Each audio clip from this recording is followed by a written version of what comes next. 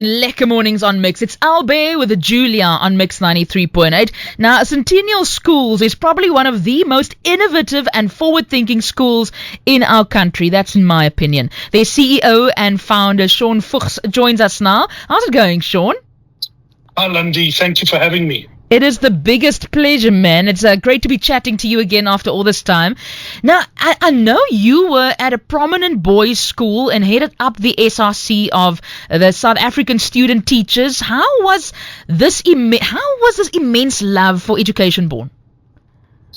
I think if I talk to my mom, she tells everyone that I was a born teacher. So in creche, not even in preschool, in creche, I was apparently getting the kids to sit down in a circle, and I had a little stick, and I was teaching them and pretend blackboards. So I think it just fitted into my DNA, and that's who I was. Oh, that's fantastic. So tell us about Centennial Schools' approach to education.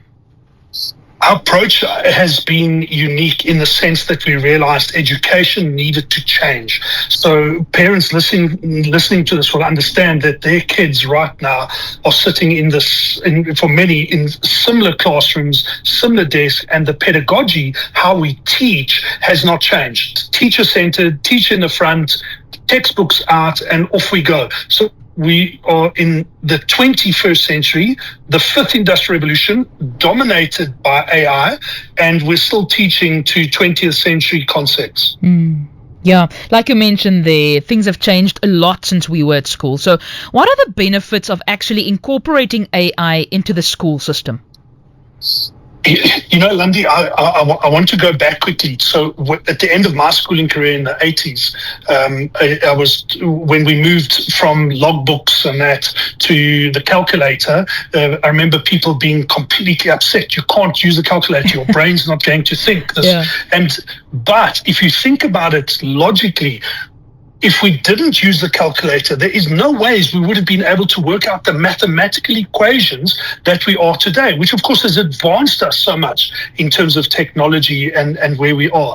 And that's the same with AI. AI is whether we like it or not, and embracing it, there are benefits to schooling. One is personalized tutoring, and the other is teacher tools to assist teachers in terms of their own teaching. I see. So what outcomes are we expecting to see from incorporating AI into primary and high schools?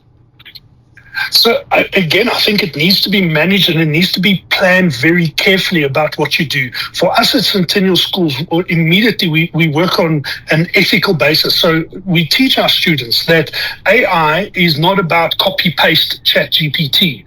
You're wasting your time. That's not what you want to do. What you want to do is look at different sources. What you want to do is be able to analyze the different sources and look at the accuracy to be able to cite it. The same from a teacher point. For teachers, AI can assist them in numerous ways. If I want to teach fractions, I will put it into the ChatGPT. I'll ask for assistance in terms of assisting me with really making an exciting, fun lesson on teaching fractions. Boom, it comes up, buy a pizza, share the pizza with the class. There's 8 slices. What is that? Everyone gets 1/8 or a half or whatever it is. So it gives you so much more to be able to do with your students than just a traditional kind of pulling out a lesson plan and going ahead and teaching. I love that, that you're giving us the teacher's perspective here. Kerry just sent us a WhatsApp saying that you actually taught them great memories and that she likes the ethos of your new school. So clearly making an impact there for life. So, thank you for the work you do. Thanks, Kerry. And Mr. Fuchs, what skills are the students acquiring from AI?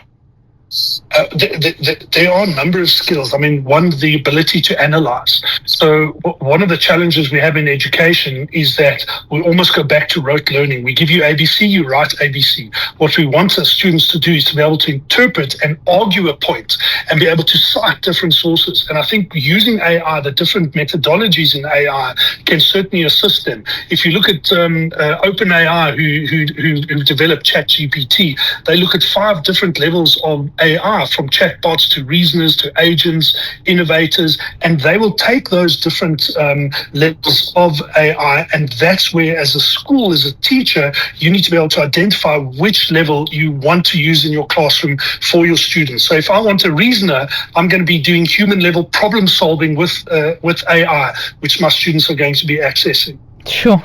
And how do you think your school is getting learners ready for the modern workforce? Andy, the biggest challenge we have is that we know 85% of the jobs that our students right now are going to go into when they are work ready do not exist. So how does a 20th century education prepare my child for that? And I think we've identified that. And the way we teach, the way we've designed the learning hubs. I mean, you guys did a live broadcast here 2 years ago. You saw the space is dynamic. It changes. We work from laptops. We also use writing. So because we know that when I'm typing on a laptop, my brain's passive. But when I'm writing, it's firing different cognitive triggers. So we have a balance there. And I think the skill set that we're giving our students is really going to future-proof them realistically and not just a marketing gimmick. Yeah. Now, I mean, you mentioned there now, we've been to the school. It's absolutely a brilliant looking space. And I can just imagine how someone can be very creative there. Are you of the opinion that AI should be presented as a subject in all schools? No, I don't think so. I think AI needs to complement and assist in any subject it can assist. If I would encourage parents to look at Khan Academy. The founder of Khan Academy has a wonderful video with ChatGPT-4 where his son does a geometry equation using ChatGPT. So it shows you the one-on-one tutoring that it can do. And I mean, you can apply that to several subjects. So I would not apply it as a subject specifically. I would use to enhance and accelerate our learning. Yeah, I think this is definitely an eye-opener, and it's good to chat to people like you who've been interacting with AI in schools and so forth. But run us through your facilities at Centennial Schools. I've mentioned before it is a beautiful space, but you obviously know more, so tell us more. Yes, thank you. So we're located in Sunning Hill, Sandton. The school caters from grade 6 right through to grade 12. We're running a middle school and a senior school. Our students have what we call, the classrooms are called learning hubs. So they're really large dynamic spaces with chairs that change in terms of the setup depending on the lesson. We have a chill zone where our students just take time out and they just relax and just recenter themselves. We have a beautiful cafe. We kind of took the design of a Starbucks and the business class lounge at the airport, put it into one funky space for our students to use, which is the heart of their, really them socializing, spilling out onto a beautiful garden that we've created. So more campus feel than a very clinical, sterile school. We have a fitness center. Our students are involved in fitness, strong focus on core strength, a multi-purpose court, basketball, five-a-side soccer, and then for us, our amazing esports arena, which is 300 square meters of esports, 30-seater labs, sim races, Formula One, FIFA lounge. It's been an incredible, it's an incredible experience for our students to use that. Yeah, and let me tell you, I've been to Comic-Con recently. That is a big business, so you better get your kids into esports. We won Comic-Con. We won it. Wowza, amazing, amazing. It's won the Minecraft section of Comic-Con, which was great. And the proof in the pudding, Lundy, was our kids played, our team in our juniors section played the Minecraft tournament in South Africa. Then Africa won all those, and we then went to Dubai, all expenses paid by Dubai Tourism, competed in the Dubai esports competition, and we won that, the top schools in Dubai. So what we're doing is working, and I mean, those kids, they have, I think their averages are sitting in 75-80% academic averages. These are bright students. It's amazing, and I don't think we can even imagine how big the opportunities are for these students in the esports and in online, and AI. So I'm glad that we had this conversation today. How can we book a tour of your school and get more information, Mr. Fuchs?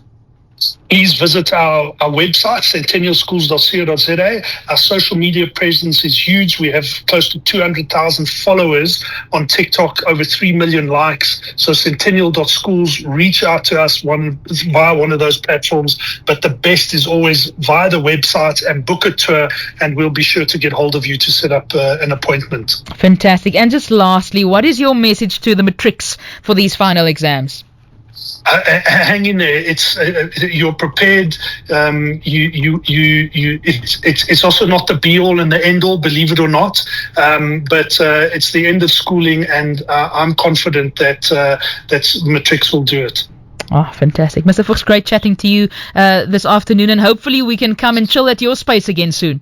Always welcome. Thank you, London. Thanks so much. Stay well. That is the CEO and founder of Centennial Schools, Shaun Fuchs, chatting to us about the benefits of incorporating AI into the school curriculum. I love music.